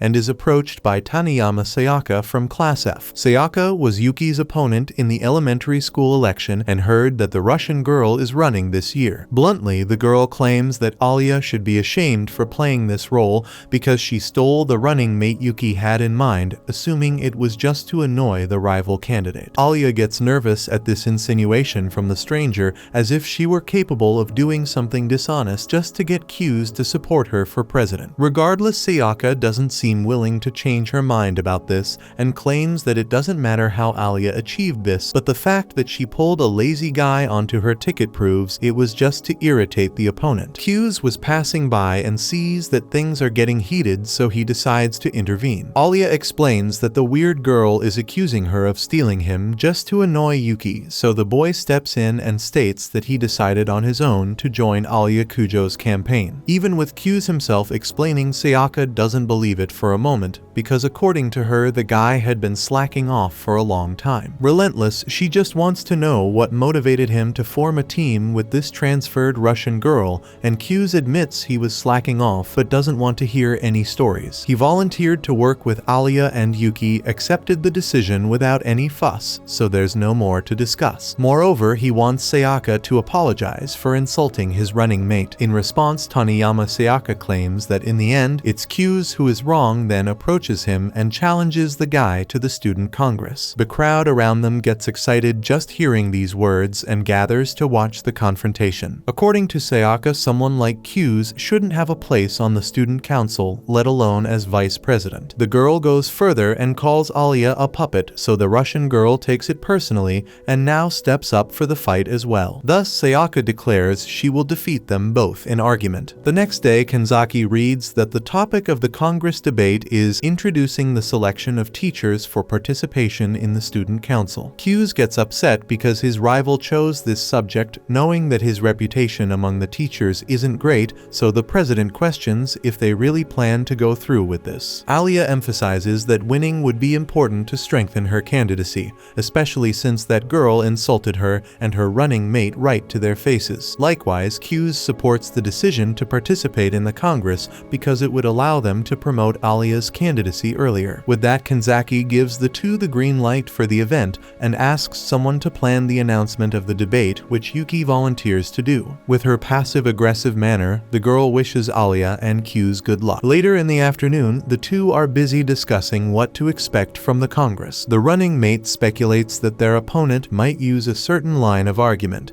and wants to know how Alya would respond to it. After reading her speech on paper, he praises what's written, suggesting only that she make it a bit more concise. Putting that aside, the Russian girl asks if her friend doesn't get along with Taniyama, which he confirms, although they respected each other when they worked together. Since that's the case, Alya doesn't understand why she was so rude, which he also doesn't get, though he suspects Taniyama thinks he's only participating in the election for fun. Apparently, Taniyama has a poor impression of Q's because he was Yuki's partner in the last election, but abandoned her even though she was the favorite to work with someone else. With this, Alya was now certain she was the reason behind this conflict. Seeing his partner's downcast expression, Q's asks if she's okay, but Alya lifts her head and assures him she'll give it her all tomorrow. The sun rises after that day, and already at school, the pair is approached by a girl named Miyami Nonoa, Taniyama's running mate. Although she already knew Q's, she introduces herself to Alisa Kujo, who does the same and wishes the girl a good debate. Nonoa jokes that the Russian seems too serious and then leaves. Afterward, Q's comments that Taniyama and this girl have been childhood friends, and despite being opposites, they complement each other. Miyami, being very popular, gets along well with everyone, which is a big advantage when it comes to elections. However, Q's asks his partner not to worry about that today because her focus should be on Taniyama. In the auditorium moments before the Congress, two students comment that Taniyama will face the transfer student who isn't well known by anyone, with most people only aware that she gets good grades. Speaking of her, the young Russian student steps onto the stage, her mind flooded with doubts about her ability to hold people's attention. The last time she tried to do this, she was overshadowed by the football and baseball teams, but she knows she has to give her best also for Q's, who agreed to help her in this election. Among the spectators, most doubted the newcomer's ability to deliver her speech, imagining she would be crushed by Taniyama. On stage, Q's suddenly appears and asks if Alya by any chance is a size E cup, which offends the girl at such a delicate moment. Q's responds that this is the perfect moment because he can't get hit in front of everyone, then asks if the joke relieved a bit of her stress. When she doesn't answer, Q's frowns and asks who Alya is facing today. She responds that she's going head-to-head with Taniyama, but the boy reveals that in reality she's up against the idealized and perfect version of herself. Therefore, the Russian doesn't need to act as if she's perfection incarnate, but should rather be natural and try to enjoy the process. If something goes wrong, of course, he'll be there to fix whatever is needed. The student congress is then announced, the lights dim, and Kanzaki mentions that the students who proposed the debate were Taniyama Sayaka and Miyami Nonoa, while the opponents would be Alisa Kujo and Q's Masachika, noting that the topic will be introducing the selection of teachers for participation in the student council. Responsible for opening the debate, Taniyama starts by reminding everyone that currently the council members are chosen by the president and vice president, but the truth is they accept any participant. With this in mind, Taniyama mentions a survey of former council members which stated that this was the case in the last 3 terms. In the midst of this, Q's thinks it's an exaggeration for the girl to have collected data just to mention this, but imagines Miyami is the mastermind behind this nonsense. Taniyama continues asserting that the council should be made up of skilled individuals. Once a student becomes a council representative, even a low-performing student can rise above others in the school's social hierarchy, and Taniyama finds this quite displeasing. After saying this, the students in the auditorium exchange thoughtful glances, and Q's acknowledges that the girl speaks with confidence. Then Taniyama proposes that teachers should approve the chosen candidates as a prerequisite because only the most qualified should become council representatives, creating a much more capable and respected body. At the end of her speech, Taniyama thanks everyone for their attention and steps down from the podium. Kanzaki invites the opposition to respond, so Alya stands up without hesitation and heads to the microphone. The students around make some jokes about the known Ice Queen, but are curious about what she is capable of. Alya remembers her friend's advice about being herself and enjoying the process, and she prepares to do just that. She introduces herself as Kujo, treasurer of the student council. In her opinion, while Taniyama believes that including teachers in the process of accepting council students could improve the quality of representatives, the Russian thinks the exact opposite. After all, this infringes on the student council's authority by taking away the president and vice president's power to appoint their representatives. Since these are the 2 highest positions in the council, both are selected by the students' vote, and because they won a contest as fierce as an election, they are granted privileges by the academy. The main one is being able to choose their subordinates,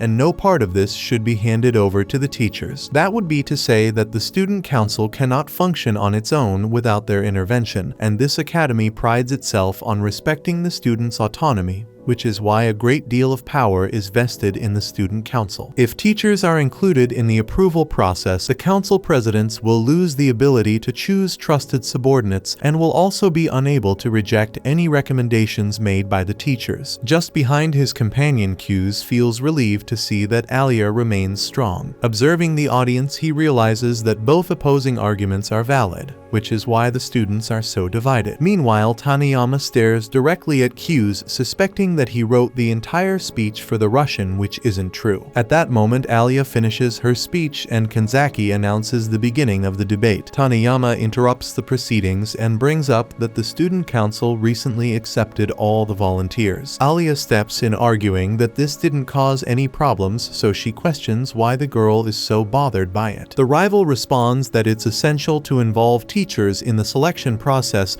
to prevent a decline in performance, but the Russian reiterates that it's up to the council president and vice president to determine this, as they can identify management deficiencies themselves and seek help from the teachers. In the midst of this, Q's reflects that Taniyama underestimated her true adversary by focusing only on him, and now she's unprepared to face Alya Kujo. Annoyed, Taniyama questions what would happen if the council president abuses their power. Alongside this, students debate whether a Russian outsider would truly understand what's happening at the academy, having arrived so recently, unlike Taniyama. To make matters worse, Alya ends up stumbling and forgets the response she was going to give. She knows she needs to think quickly, but the pressure causes her anxiety to spike, blurring her vision. At that moment, Q's touches his companion and praises her good work, then asks to take over the situation. First, he announces that his companion's throat is dry, and that's the price for not being used to talking to others. With this joke, Q's eases the pressure on himself and lightens the atmosphere. Then he questions everyone whether it's really necessary to debate this, and his words leave everyone present confused. Q's argues that the students already resolved this debate before it even began by electing Kanzaki as the council president. Kanzaki was a lazy student who barely paid attention in class, meaning the kind of student who would never be approved by a teacher for this role. As he finishes this sentence, in a humorous tone. Q's gains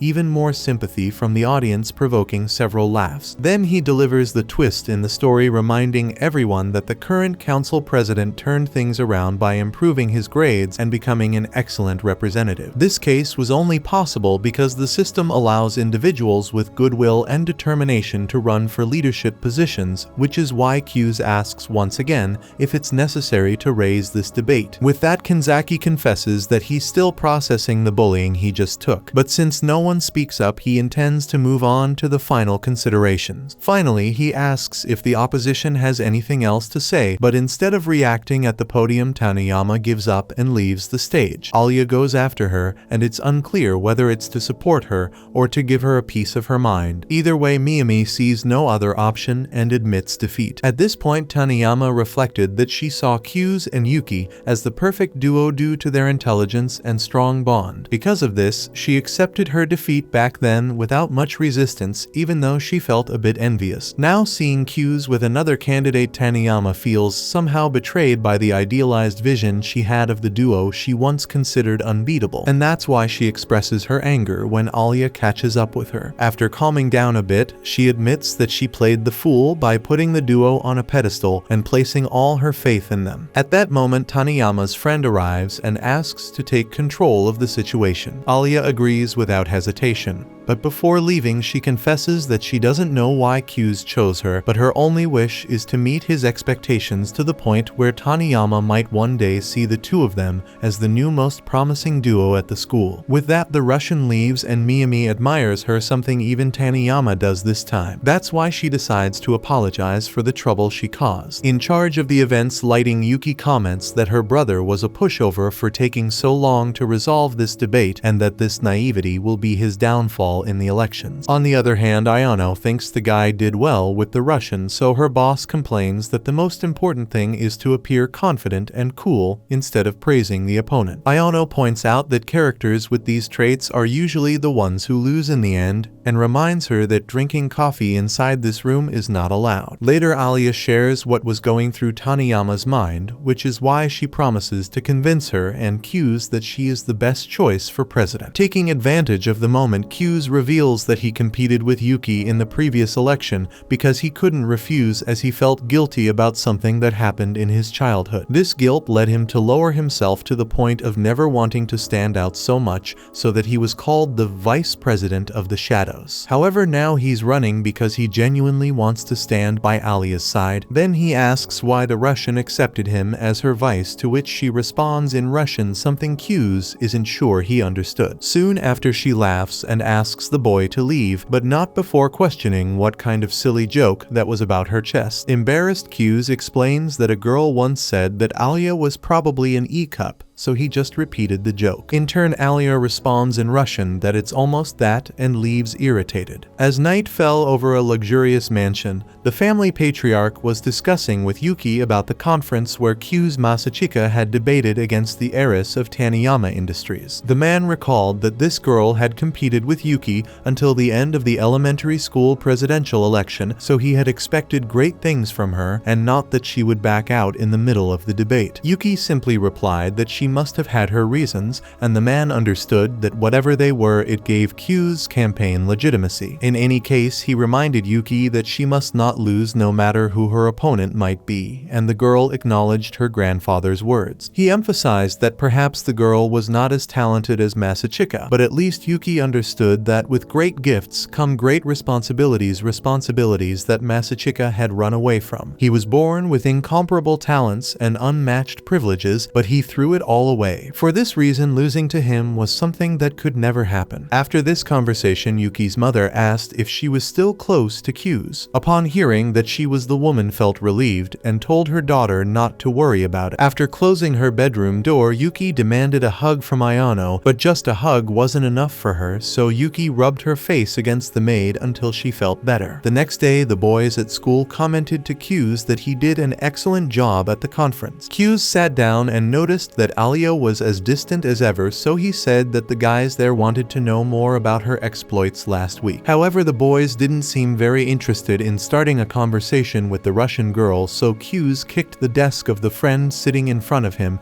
and the guy got the hint. This friend then asked if Kujo had written her own speech, and she replied somewhat surprised that she had. The boy said he was impressed by that and praised her speechwriting skills. Soon the others also got involved in the conversation until two of them insulted Taniyama for running away in the middle of the debate. Hearing this, Alya stood up with a scowl and left. Q's went after his friend to the student council room to see what was bothering her, because it seemed that Taniyama being ridiculed really upset her. The Russian girl turned around to defend her debate opponent, but Q's interrupted her, saying that they both knew why she did what she did, and above all, they had done nothing wrong. On the contrary, they had competed fairly, so there was no need to be concerned about what people said or didn't say about Taniyama. Alya understood what her friend meant, but she felt that it wasn't really a victory since their opponents simply gave up. Q's pointed out that if the plan was to help the girl recover, it would mean their victory at the conference would be lost. Still, he scratched his head and conceded, saying that what mattered was doing what was right. At this, Alya took the opportunity to state that she intended to help Taniyama, and so she gained Masachika's support. He argued that it was better to deal with it now than to keep putting it off, and besides, it would make for a much smoother closing ceremony. Even so, the Russian girl was afraid of causing too much trouble for the boy, but he reassured her that he was there by her side, no matter what, which touched her deeply. With that said, Q's noticed the office chair swaying and realized someone was there. Under the desk, Kanzaki and his girlfriend had squeezed themselves into whatever space they could to avoid being discovered, but they ended up giving themselves away in the end. Q's thought it looked like something straight out of a romantic comedy, but regardless, as a good underclassman, he intended to pretend he saw nothing. The problem was that another romantic comedy scene began to unfold before his eyes when Alya took a step forward. Then she took another, while Q's scrambled to find something to distract her with as quickly as possible. With no other option, he ordered Sarashina and the student council president to come out of hiding and made them promise that everyone there would pretend they hadn't seen or heard anything, which the two in hiding thought was a brilliant idea. Afterward, Q's and Alya left the room, and the Russian girl was so embarrassed that she pretended to remember some responsibility and bolted out of there. Meanwhile, in Nonoa's classroom, the girl was chatting with her friends about fashion while they all stared at their phones, and this scene made Q's roll his eyes, certain he wouldn't be able to join in on that conversation. One of Nonoa's friends invited her to a party at her house on Sunday, but the girl was feeling a bit down because exams were coming up. Even so, she joked that she was just kidding and confirmed her attendance at the party. At that moment, she noticed Q's was watching and called out to him. Embarrassed, the boy preferred not to say why he was there in front of everyone, so he met with Nonoa in a vacant room. Once there, she teased him, saying he didn't need to make such a big deal out of asking her out, so Q's, surprised, asked if she would actually like that to happen. With the same bravado, she replied that she was single and even liked the boy, but that she had never dated someone she really liked, as if she didn't quite understand this whole love and romance thing. Q's didn't want to get involved,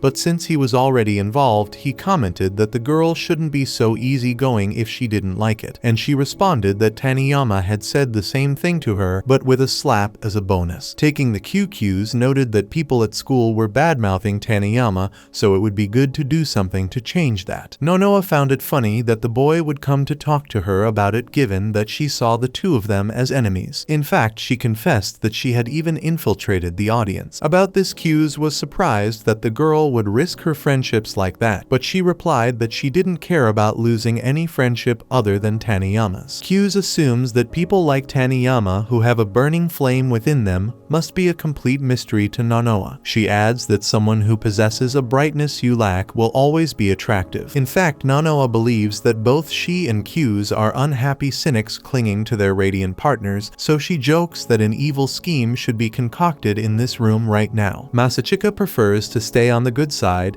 and suggests that the two of them spread a rumor to justify Taniyama's abrupt exit from that day's debate. Nonoa points out that this could cast doubt on his victory, but Q's is is already aware of that. With nothing to lose, Nonoa agrees to the plan and leaves without further ado. Just as abruptly, Ayano shows up in the room with Yuki, startling the boy. Yuki accuses her brother of getting close to Nonoa, an enemy, and that's why they decided to eavesdrop on the conversation. Not buying this story, Q's asks for the real reason, and the girl reveals that she was pretending to have a secret meeting, not realizing an actual secret meeting would be taking place. To make matters worse, Alya appears at the door and sees her running mate chatting with their opponents, immediately frowning. Q's asks her not to jump to conclusions, and although Alya pretends everything is fine, she leaves pouting and cursing him in Russian. Yuki teases Q's, saying this scene is typical of someone who goes to deliver a thank you meal to others but ends up revealing a sinister secret of the one who helped them so much. With that, Q's tells her to stop imagining cliché scenes. In a flashback, Taniyama saw Nonoa with a boy and confronted her friend because it was a different guy than before. Nonoa didn't pay much attention and replied that he's her boyfriend now, so she doesn't see a problem with it. However, Taniyama slapped her, saying that Nonoa sells herself too easily and should value herself more. Remembering this, Nonoa touches her face, thinking her friend shouldn't have been so angry. Upon returning to the classroom, the first thing she does is spread the rumor to her classmates, saying that Taniyama fled the debate because she was mad at her after finding out Nonoa had planted spies in the audience. Meanwhile, in another classroom, Q's tries to explain to Alya that he ran into Yuki and Ayano by chance, but the Russian doesn't seem to believe him, pretending to be happy about seeing three childhood friends so close. Fed up with the drama, Q's changes the subject and asks if she wants to study with him after class. Alya asks if this is some kind of joke offending him. Regardless, they end up meeting in the student council room, though Alya was sitting too close to Q's in his opinion. She asks if there's a problem, and he says no, but inside he's terrified of someone seeing them so close. No sooner had he said that than Yuki and Ayano show up asking to study alongside them. Alya in Russian mutters that she would rather be alone with Q's, nearly giving him a heart attack. During the study session, Alya notices that Q's is only looking at the solutions to the problems instead of learning how to solve them, so Yuki and Ayano explain that this guy has always studied like this for some reason. Changing the subject, he asks Ayano if she has any questions, and seeing that she was reluctant to admit she did, he assures her that he won't make fun of her or anything. On the other hand, Ayano would have preferred Masachika to scold her in this case and call her a useless waste of space, so she's disappointed. Alya butts in and asks if the three of them are really childhood friends because somehow they seem even closer than that. However, before the question is answered, Masha enters the room with her famous tea and serves it to everyone. She finds a book on hypnosis and asks whose it is, so Q's explains that Sarashina confiscated it from someone the other day. The girl whines for her sister to hypnotize her, but Alya ignores her, so Masha starts pestering Q's, who doesn't know how to say no. Soon he's simply trying a hypnotic induction on the girl, asking her to focus on his finger and repeating that she's getting sleepier and sleepier, and when he claps his hands, she'll fall into a deep sleep. After doing so, the girl completely knocks out, so Q's quickly flips to the part where the hypnosis is undone. According to the book, the person in charge should touch the hypnotized person's shoulder, which he does, bringing Masha back to reality. Alya doesn't believe her sister is telling the truth, so Yuki suggests that she be hypnotized to see for herself. So Q's repeats the process and proves he's already become a master of hypnosis by putting the Russian girl to sleep, even catching Masha indirectly. Yuki sees the potential for mischief in this situation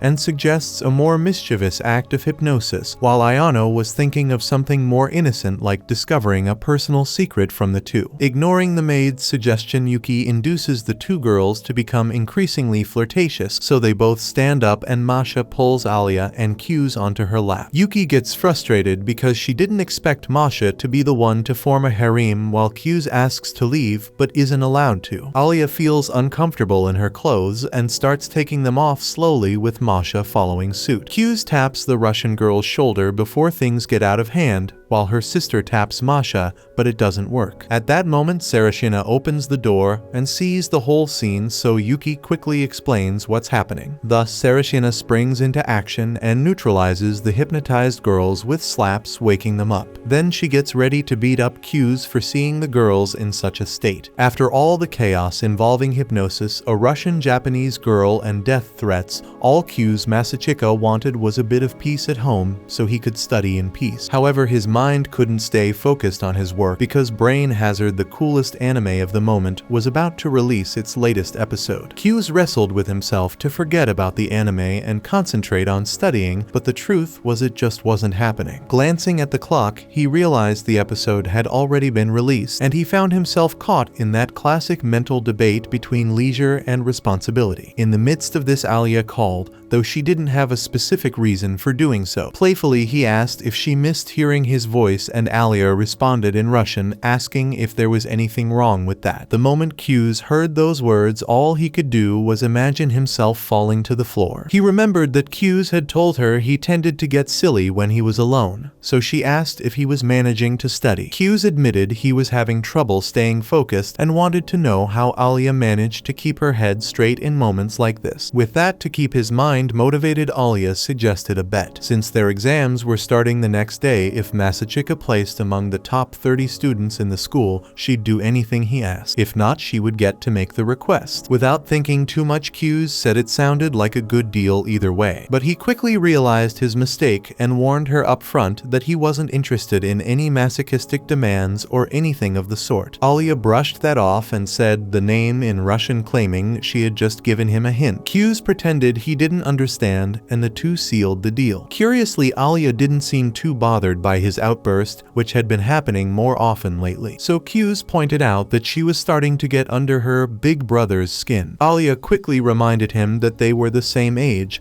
but Q's noted that her birthday was on November 7th, while his was on April 9th, which made him older. After making that observation, Q's noticed that Alya's enthusiasm in the conversation had waned, so he awkwardly said goodbye. As he hung up, he reflected on the fact that Alya had somehow figured out he was losing focus, and he wondered if they were developing a mental connection. In truth, Alya had called because she was spooked by a horror movie she'd watched, but she couldn't bring herself to admit that to him. What bothered her most, though, was learning that Q's birthday had already passed and he hadn't said a word. That hurt her feelings, as she couldn't understand how her best friend could do something like that. 5 days later, Q's complimented Alya on her performance in the exams, but she responded with a hint of coldness. To lighten the mood, Q's quickly thought on his feet and invited her to talk about the graduation ceremony on their way home. As they walked, Q's found it odd that Alya hadn't flirted with him in Russian even once since their phone call. Curious, he asked why she had been acting differently since the start of exam season, and Alya lamented that she hadn't managed to hide it very well. Q's noted that she had done a great job concealing her feelings, but even so, he had picked up on it. Seizing the moment, Alya asked if he cared enough to pay that much attention to her. He assured her that he did, because Alya was a precious partner. His words softened her mood, and her cheeks flushed red as her inner turmoil stemmed from needing reassurance that she was important to Q's Masachika. Still, she wanted to know why he hadn't invited her to his birthday party,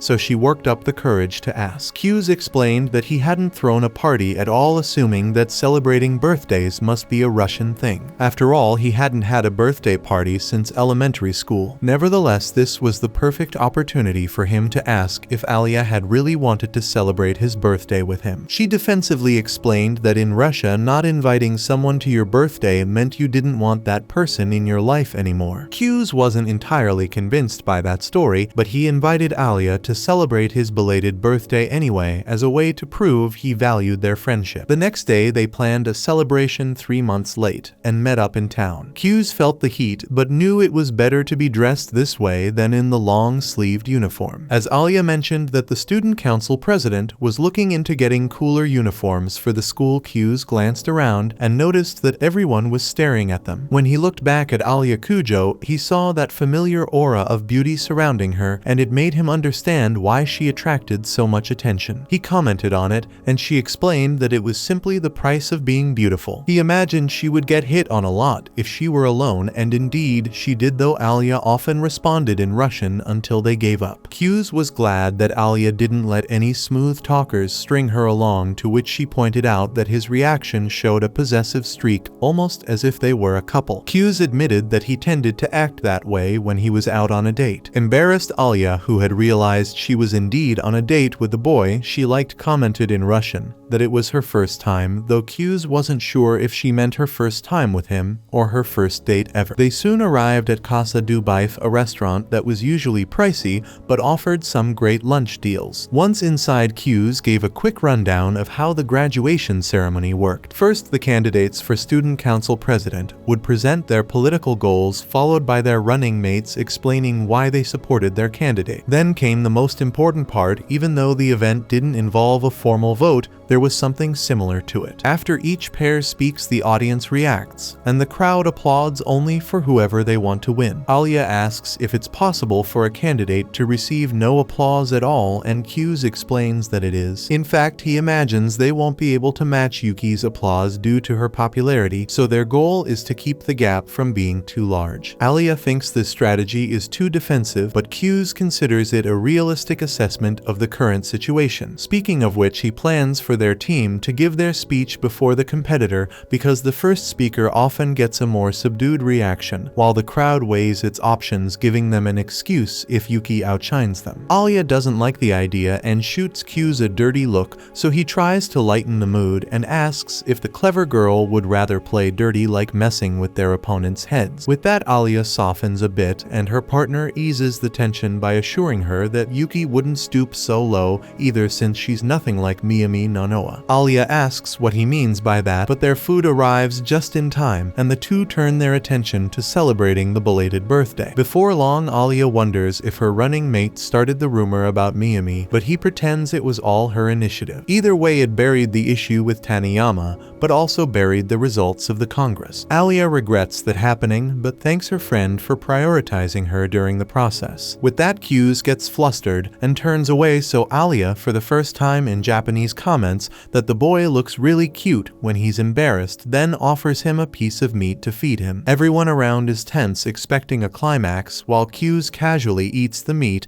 and notices the girl using the same fork afterward without a care. After the meal, Alya gives her friend a mug as a gift, and he jokes that it looks like something couples buy in pairs. Alya confesses that he read her mind because that's exactly what she did. Her matching mug is already safely stored at home. Hearing this, Kyu's almost loses his composure, but tries to hold it together to avoid falling completely for the Russian girl. Back at school, while they wait for their turn in the meeting with the teachers and parents, Kanzaki wants to discuss the proposal for summer uniforms with the student council members. Masha stands up to make some tea and asks Ayano to relax, as the girl also stood up just as someone started doing a task. Dismissed from her duties, the poor girl freezes. Kanzaki informs them that they should be able to implement the new uniforms after summer break, so they plan to make a surprise announcement at the closing ceremony. Yuki supports the idea, saying no one should have to wear a blazer in this heat, while the president gives all the credit for this achievement to his beloved Sarashina. She does the same, and the two enter their own little love world in front of everyone. Amid this, Masha awkwardly serves Kyu's a cup of tea, and the boy deduces that she's still bothered by the whole hypnosis incident. Then Kanzaki's parents inform him they've arrived, so it's time for his meeting. Masha mentions that she'll wash the dishes, and Kyu's offers to help. While doing the task, the boy takes the opportunity to apologize for the hypnosis, but she reminds him it was her idea. In fact, she's curious to know what she did to him while she was hypnotized, so Kyu's tells her that she pulled him and Alya in and started stroking both of their heads. The girl is relieved it didn't go beyond that, though she's heard that Kyu's was watching while they were hypnotized. Despite the situation, the boy finds her more cute than intimidating with that angry face. To punish him, Masha squeezes and pulls his cheeks, teaching him that you shouldn't mess with a girl like that. Just then, Masha's mom calls her to join the meeting, leaving Kyu's to finish up the task. After washing the dishes, Masachika returns to the student council room, where Yuki takes advantage of their alone time to clear some things up. Before that, Kyu's mentions he's going to pick up his grandfather, so the girl forcefully hugs him to avoid being ignored, saying she's felt really lonely without her big brother around and wants to be pampered here and now. Kyu's plays along for a moment, but is interrupted when his grandfather calls to say he's arrived. Meeting the old man at the entrance, Kyu's jokes that he looks like an Italian mobster in that white suit, to which his grandfather replies that he forgot to put on his sunglasses to complete the look. The young man asks where he got those clothes, and the old man explains that he spent his entire pension to buy them for today. Later, the grandfather asks if Kyotaru is too busy to come today, and Kyu's explains that he was just transferred to the Japanese embassy in England. In the middle of this idle chatter, Alya shows up and is practically ambushed by Kyu's grandfather. The boy explains that this crazy man is obsessed with Russia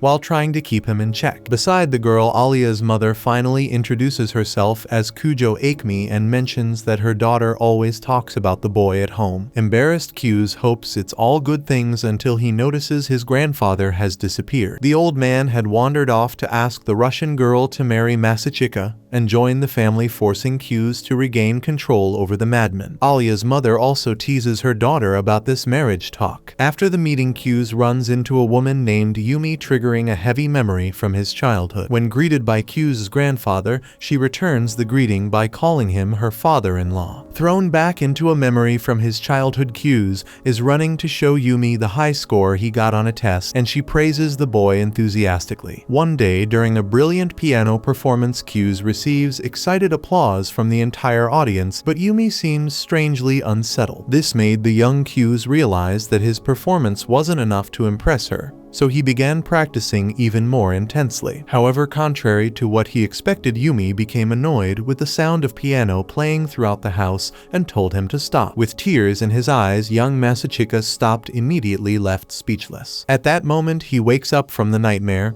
and to make matters worse, he catches a cold. Someone rings the doorbell, so he goes to answer it and sees that it's Alya. She found out from Yuki that her friend was sick and came to bring medicine at Yuki's request. Kyu's reflects that his crazy sister could have given him a heads up, but now Alya was already in front of him asking to come in. Kyu's responds that just the medicine is enough, practically pushing the girl out, but she insists that Yuki asked her to take care of him. Faced with this, Kyu's imagines that his sister is trying to drag other people into her otaku fantasies, until Alya confesses in Russian that she's lying about only coming because of Yuki's request. So he lets her into the house. Seeing her nervous at his bedroom door, Kyu's tells her to relax, but she responds irritably that everything feels a bit new to her, that's all. In Russian, she adds that the room smells like a boy. Then she asks if he prefers porridge or something else, maybe soup, since the vegetables are cooked until they're soft, making it easy to eat even when sick. He chooses soup, so she says it'll take 4 hours to be ready. Kyu's complains that it's a long wait, and Alya admits that using a pressure cooker would speed things up, but that would be blasphemy. So Kyu's switches to porridge, and the cook goes off to prepare it. While reading the recipe in the kitchen, she notices Kyu's using the mug she gave him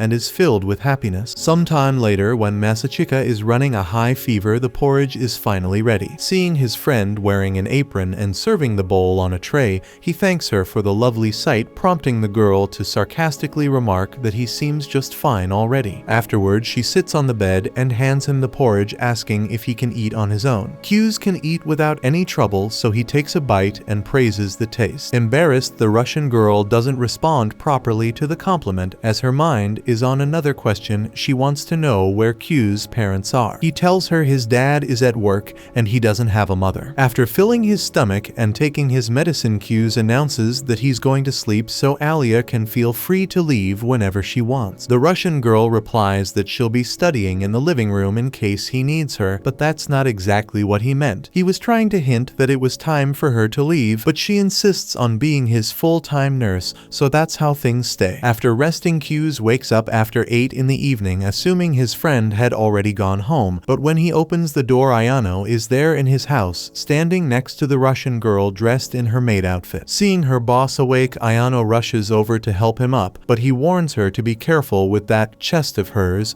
before he gets cancelled for no reason. Alya isn't too pleased with this conversation and orders Ayano to back off, but she insists that that helping him walk is part of her duties as a maid. The Russian responds that Ayano is Yuki's maid, not Q's, causing the girl to swallow hard before explaining that her mistress asked her to take care of Masachika. In other words, Alisa Kujo can leave the rest to her and head home. Q's is shocked at the girl's audacity to talk to Alya that way, while the maid reminds her colleague that she needs to get ready for tomorrow. Q's asks what this is about, but Alya brushes it off, saying she just has regular classes, then bids them goodbye. Keeping her cool, she asks Ayano to take care of Masachika and leaves. A little later, Ayano serves soup to the sick boy, as Alya had already prepared it. After thanking her and taking a taste, Q's compliments the food, causing the girl to blush slightly, just like the soup. After finishing eating around 9:30 p.m., fatigue sets in, and the young man decides not to bother taking a bath before bed. Given this, Ayano offers to clean him, but with a blindfold on. Q's responds that you can't really clean someone if you can't see, then lies down, so the maid decides to sleep beside the patient, or at least sing him to sleep. Realizing she's too full of energy, Q's orders her to go back to Yuki's house and end the night, a command she promptly follows. When he wakes up the next morning,